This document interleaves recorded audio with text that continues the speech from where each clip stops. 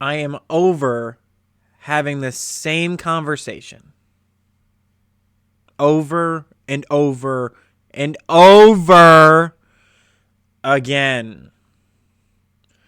No matter what game, what team, location, whatever, every Cavs playoff loss looks the same. They get out physicaled, out rebounded, outshot in every facet of the game. Maybe the Cavs have an advantage, like, I believe today and in game 1 versus Detroit, they had an advantage in free throws. Let me check and make sure that they actually did. So technically by percentage, they shot 81% from the free throw line, and Detroit shot 75. So maybe you get a couple of games like that. Anything else? Field goal percentage, Detroit won. Free throw or 3-point percentage, 3-point shots, Cavs shot 7 for 32 from deep. Just real quick question. What team is going to win shooting 7 of 32?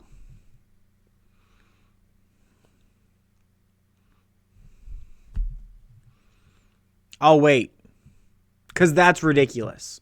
You have Donovan Mitchell, Max Strus. I know Sam Merrill didn't play, but technically he's on the team. And James Harden, will get to you later. Just to name a few. Dean Wade. All are capable of shooting threes. Evan Mobley is capable of shooting threes, and he did today. I think he made 1 or 2. But 7 threes as a team is unacceptable. Duncan Robinson is by himself, I'm pretty sure, made more threes in game 1. Just by himself than the Cavs did today in game 2. And here's the weird part. Cavs almost won this game. They had a lead for a little bit there in the fourth quarter, and then, Detroit said, all right, that's enough, and pulled back away and never looked back. Sound familiar? This time the Cavs actually got a lead. But other than that, does that sound any different from the game 1 loss a few days ago? No. Detroit getting out to a huge lead. The Cavs kind of staying there, looking like Detroit's a few possessions away from really dominating this game and blowing the Cavs out of the building. But they don't get there. The Cavs hang around and keep it close, and then just run out of gas in the fourth quarter. Sound familiar? Both of these games, same loss. Now, Detroit didn't shoot as efficiently as they did in game 1 today, but you still lost. Like, they went low, you went lower today.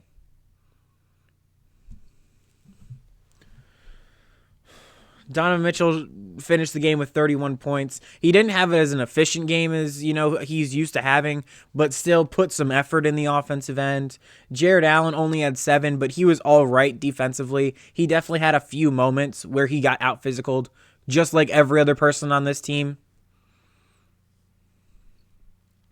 Dennis Schroeder had 5 assists. That led the team, by the way. Why? I'm over it. Why is he on the floor in clutch situations? Why? This dude is what? I don't even know how old Dennis Schroeder is. Let's see here. He's 32. So, a veteran in this league.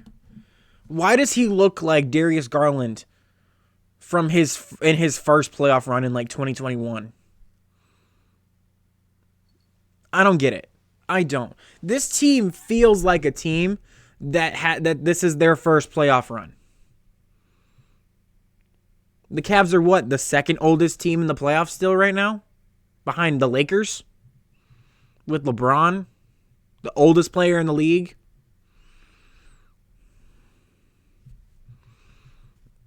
Yet we're still like, oh, we got to learn our lesson. This is the same story we've had for the past 3 years. Doesn't matter what coach. In fact, we are facing the exact coach that we've had for the past, the first 2 cracks at this. Actually, no, he was here last year, wasn't he? No, this isn't. No. JB has been gone for 2 years by this right now. I keep thinking this is still. But regardless, Kenny has been here for 2 years. JB was here, for the first half of this window. Got fired because he couldn't figure out how to get by the second round. And now we're back at that same spot. And it doesn't look like anything's changed. We are playing the coach that we thought wasn't good enough to get us past the second round. I got news for you. He's up 2-0 on us. With a team that honestly we all thought we had a good matchup against. A team that's younger than us, that this is their first major crack at an NBA championship with this core. But yet we look like the less experienced team. They look like a team that was ready to play playoff basketball. We look like a team that's going out there for opening night. Like, all right, we'll get them in the third quarter. Bro, we're down by 10 right now. We'll get them after halftime. Yet again, this is the second game in a row where Detroit gets a last-second shot. And it goes in. That happened twice in game 1. That's 6 points right there. The Cavs gave up yet another last-second shot here in game 2. And now they put themselves in a situation where they got to win both games at home. But honestly, do you have any faith in this Cavs team to go in Detroit? Because they got to win at least one in Detroit to win this series. Do you have any faith in that? Because I really don't. And I know this is the same exact tone and mood that I had after game 4 against Toronto. Cavs had home court advantage at that point. Yet again, we're facing a team that knows what their culture wants to be and fits that culture and is playing that style, and we can't beat them because we play into other teams' hands, and then we're like, oh, we're going to just beat them that way. No, go and punch them in the mouth and play your style of basketball. But they don't know how to do that, especially on the road. When that is what you need to do. Everything that you need to do to win on a road in a hostile environment against a good team in the playoffs, the Cavs did the exact opposite today. Didn't get out to a hot start. Shot horrible from 3. Did all right with free throws, but you were still down by, 10 points. You lost by 10 points, but the majority of the game you were down by 10 to 15 points again.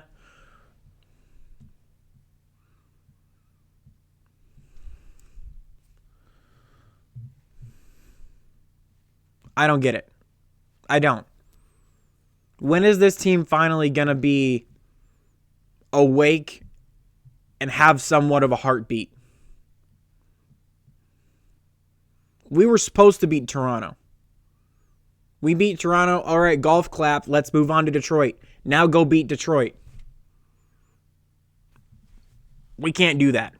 What happened to the team that almost beat this same Detroit Pistons team without Donovan Mitchell and without James Harden? I don't see that.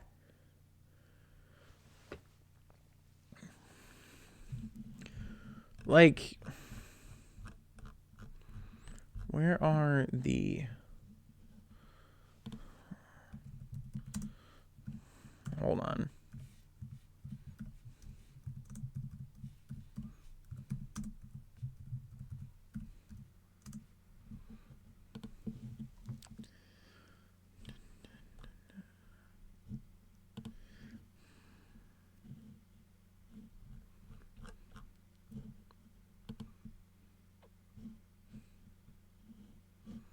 Oh, well. I was going to find their regular season matchups, but I don't know where that is, and I'm not going to have you guys just wait here in silence.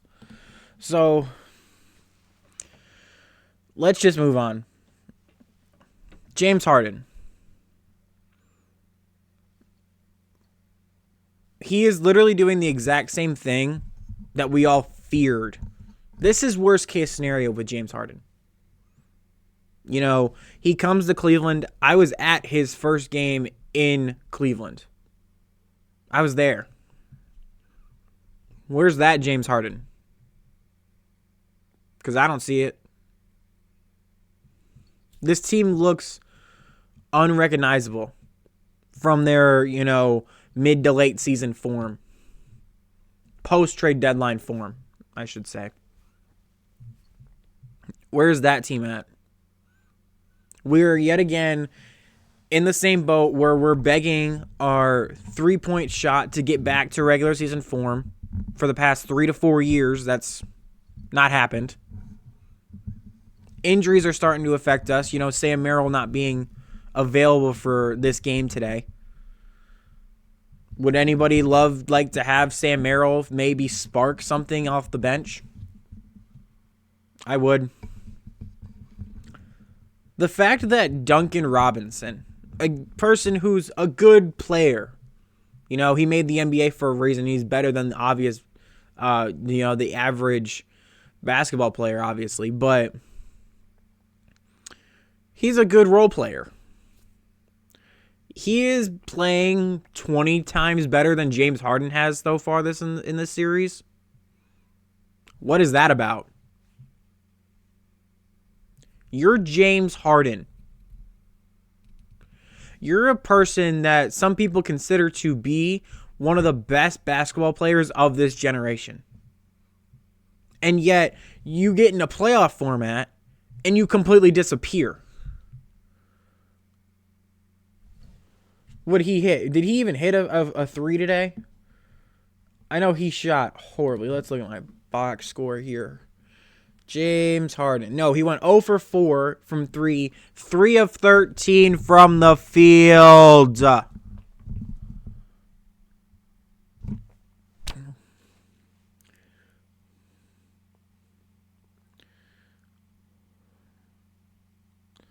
What are we doing? Dennis Schroeder, why are you still playing in this series? Give his minutes to Jaden Tyson, or even better, Keon Ellis, who actually had a pretty decent game today. He went 1 for 1 from the field. Why is he not getting more minutes?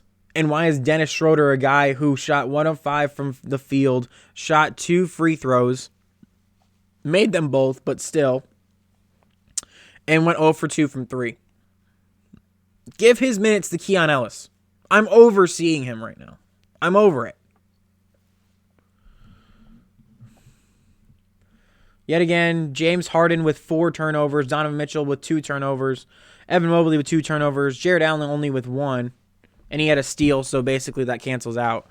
So Jared Allen actually didn't have that bad of a game. He kind of got out-physicaled a little late, but I feel like that was kind of when he was kind of fatigued at that point, and Detroit had all the momentum. So I don't really blame James Harden for this loss. I don't think anyone really should be blaming James Harden for this loss. You should be blaming Donovan Mitchell and James Harden for this loss, though. In fact, let's just go over the entire team here. What are we... Oh, Dennis Schroeder also had 2 turnovers in this game. He had 2 turnovers and 4 points. Great game, Dennis. Anyways, what are we doing when we're on a fast break and you go behind the back and turn the ball over? When you do fancy passes, like that, when you're trying to get a crowd into the game, hey! The crowd is not on your side.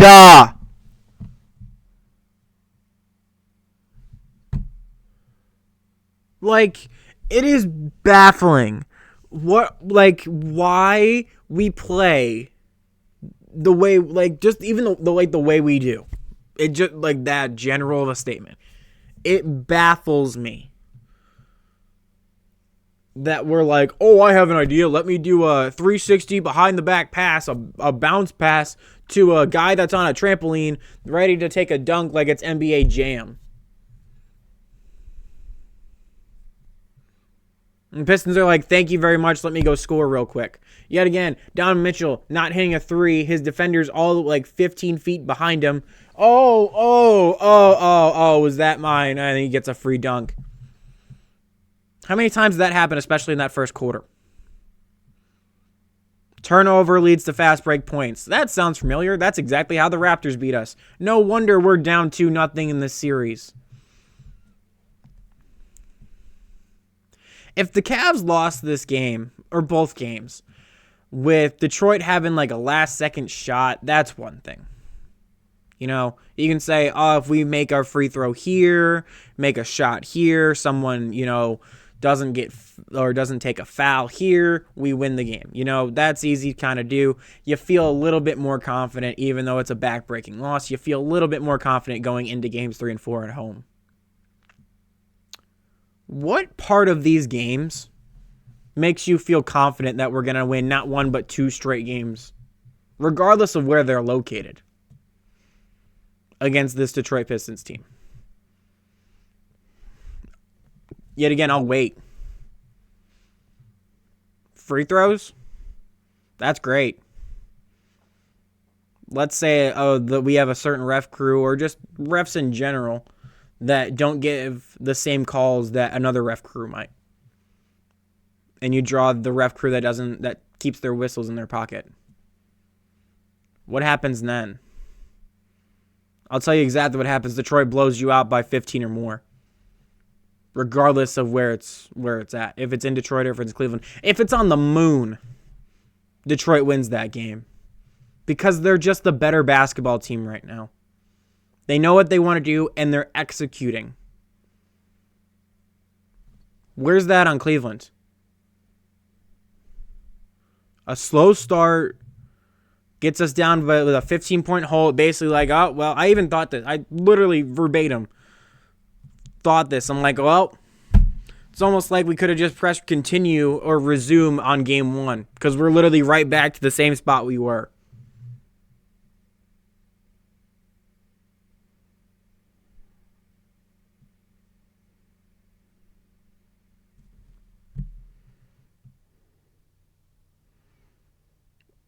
I don't even know what else to even say right now. Yet again, it's gut check time. When Toronto tied up this series, if they would have, I said it, if they win game 5, the series is over. I can say definitively, if Detroit wins either game 3 or game 4, or both, obviously if they win both of those games, the series is obviously over. But if they win at least one of them, the series is done. We're not going up to Detroit and beating them twice in Detroit. We're not doing it. This is a team that we rather play. And we're getting smoked.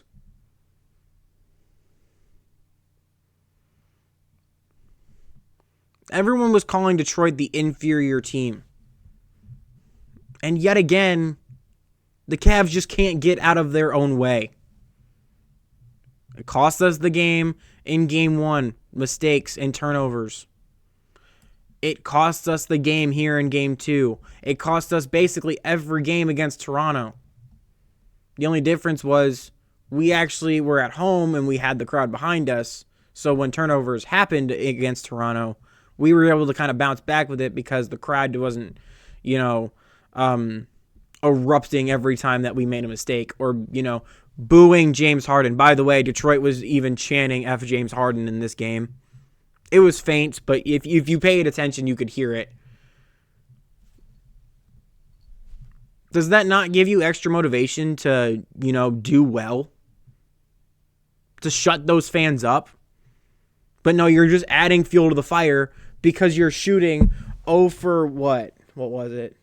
0 for 4 from 3 and 3 of 13 from the field. You are literally pouring gasoline on a forest fire.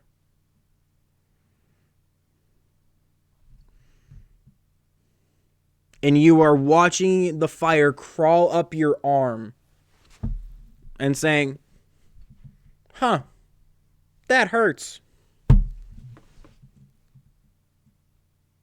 That's exactly what James Harden did today. He just said, meh, it'll be put out eventually. Anybody want to help me? No, bro. You're supposed to be the veteran on this team. You've been to a conference finals before. And we're not even going to be able to get back there. In a year that we needed to get back. Or needed to get to, not even get back, but get to a conference finals. This was a do or die year. And Cleveland's going to choke it away again.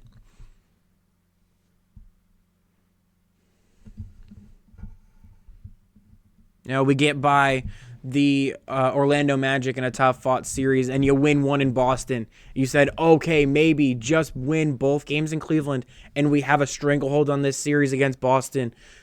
Can't do it. Boston beats you, wins the NBA championship. You go ahead and you sweep the Miami Heat in a series that was so lopsided. It was the most lopsided series in NBA history. But you still have injuries to your star players, and it costs you against a team in Indiana, which, quite frankly, you overlooked. They go on and take the eventual champion Oklahoma City Thunder all the way to Game 7. And without Tyrese Halliburton blowing out his Achilles, they might even won that game. And now you go up against a Detroit Pistons team that looked really fraudulent. People were calling one of the worst 1 seeds in the NBA history after being down 3-1 to the Magic. Wagner gets hurt. They let the Pistons back in the series, and the Pistons win the series. And the Pistons look like a wounded animal right now. This was your opportunity to take one in Detroit. Either Game 1 or Game 2. Because Detroit almost handed you Game 1 on a silver platter, and you said, nah, you got it.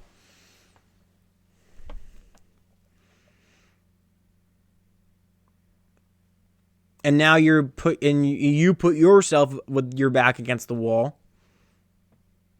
And now you got to win both games at home or your season's basically over. You can just book your Cancun flight real early.